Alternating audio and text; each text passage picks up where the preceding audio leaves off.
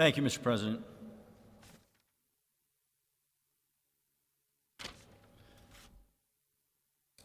What is happening to our country? Honestly, why are we here debating this bill? What is the motive? What are the circumstances that led to this bill being on the calendar here today? It's not denying the city or the residents of Philadelphia the right to choose their district attorney. And just to counter the previous speaker, it's not eliminating the district attorney from prosecuting. The bill provides for concurrent jurisdiction. Concurrent jurisdiction, so he could still prosecute. The problem is he's not prosecuting. He's not doing his job. It's not a question of the way or the manner in which he's doing it. He's just flat out not doing it. You can throw numbers around all day, but arrests are very different from prosecutions. Very different. 2022 numbers, over 66% of violent offenses were dismissed or withdrawn. Over 68% of all offenses were dismissed or withdrawn in 2022. Those are real numbers. I'm sure the 85% that was quoted here, that might be the arrest. That's not the issue. The police are doing their job. They're arresting. The problem is in the follow-through. We have to remind the district attorney why they took an oath, what their job is? I mean, come on.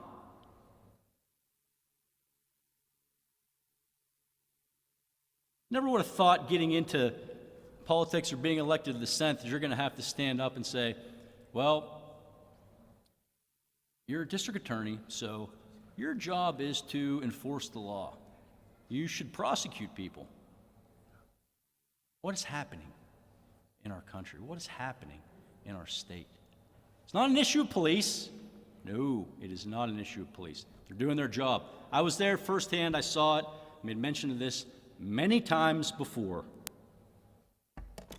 Talked with the officers that are overtasked, overburdened, arresting these individuals, taking them in. What happens? Heard it firsthand.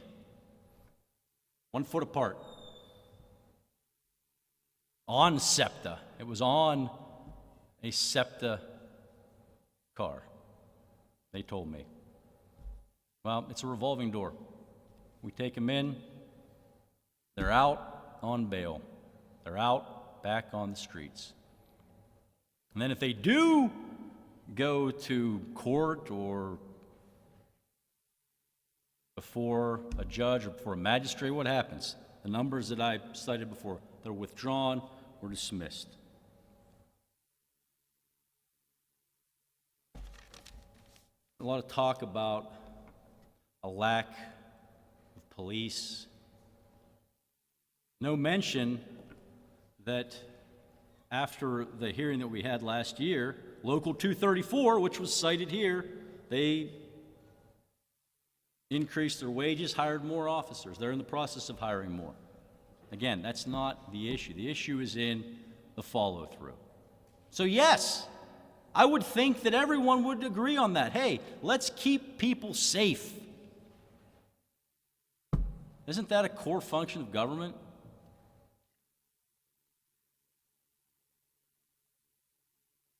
Someone that's not doing their job, not prosecuting people, then yes, we should provide the tools. And ironically that I just said tools, because in the conversation about the Attorney General's office being against this, not for this, we don't want a part of this, not awfully ironic. Tools. I had this conversation with the Attorney General. My Senate office brought this very issue to her attention. Said it's a very big concern, very big issue for me. She agreed. I asked her if she'd be willing to help. I likened it to my time in the Cambria County District Attorney's Office, where we partnered with State Police, the Attorney General's Office, the FBI, the Safe Streets Task Force, to address certain individuals, mainly with the drug trafficking. She was all for it. Then again, at her confirmation hearing, tools. Brought that up again. Paraphrase, she shared my concerns with the violence in Philadelphia, as well as throughout the state. So I'll admit, this isn't just a Philadelphia issue, by no means, when I talk about crime and the rise in violence. But keep in mind that this bill was born out of the Transportation Committee dealing with Title 75. As I said in appropriations, I'd add this to this bill to hire 2,000 more law enforcement tomorrow. I agree with the governor. That's a call that he made at his budget address. I'm all in. Let's do it. The governor's neutral on this bill. SEPTA supports this bill.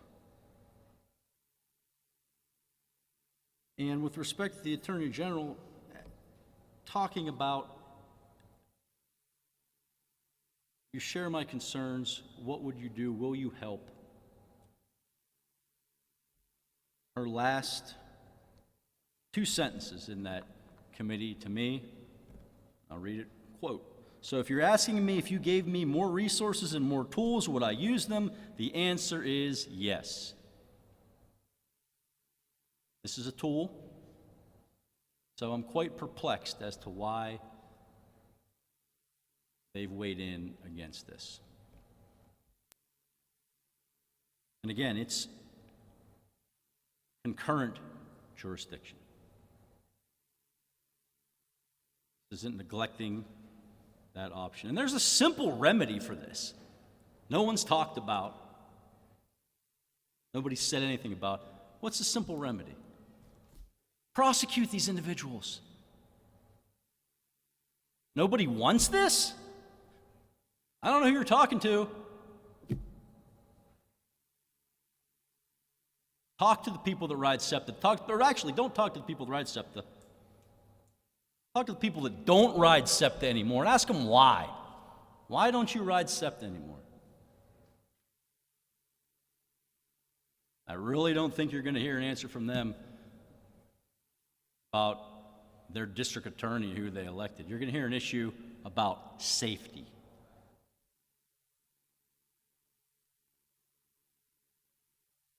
And again, getting back to the law enforcement aspect of this.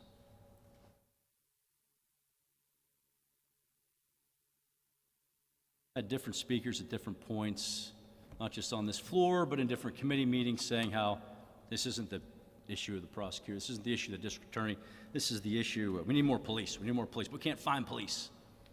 We need more police. Hey, as I said before, I'm all in. Let's do it. I'll do it tomorrow. I think we have real commitment here to get that done. That's encouraging. But again, is it any wonder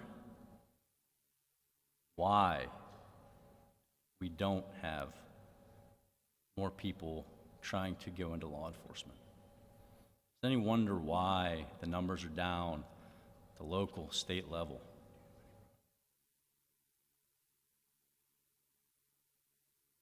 Because that contingent chose to vilify law enforcement. Or even previous administrations walking arm in arm with people that thought that was the cool thing to do. Let's defund the police. Oh, what a great idea. I'm shocked now that there's a rise in crime. Ridiculous. Absolutely ridiculous. And we shouldn't have to be here to do that. To say, hey, do your job. But again, there's a remedy for this. Prosecute.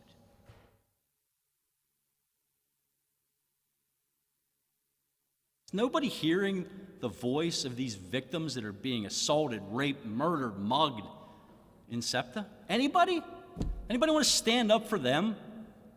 You have a chance to do that today. You vote yes, you're saying, I hear your concerns. I want to help you. I want to make it safe. I'm all for that.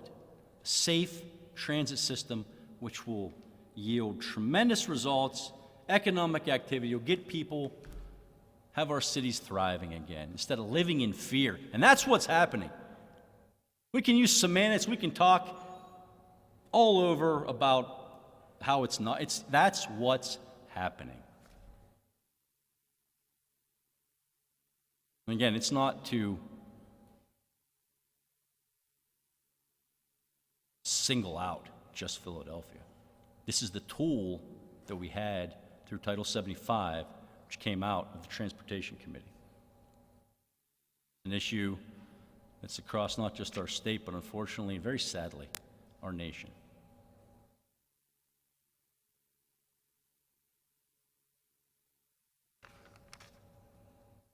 Residents of Philadelphia who use SEPTA deserve better.